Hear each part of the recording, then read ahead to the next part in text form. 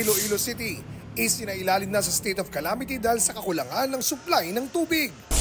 Paglalagay ng motorcycle lane sa EDSA na kagaya ng sa Commonwealth Avenue, pinag-aaralan ng DOTR. Balikatan exercises sa pagitan ng Pilipinas at Amerika, formal lang binuksan ngayong araw. Sabi naman ng isang mataas na military official ng China, hindi dapat gawing isang arena ng mga bansa ang karagatan para anyay ipagmalaki ang kanilang puwersa at makisangkot sa anyay gunboat diplomacy.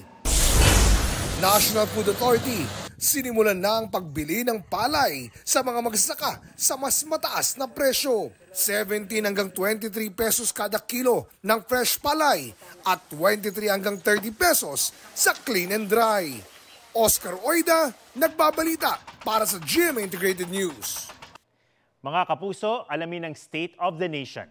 Mag-subscribe sa GMA Integrated News sa YouTube. Sa ating mga kapuso abroad, samahan nyo kami sa GMA Pinoy TV at sa www.gmanews.tv.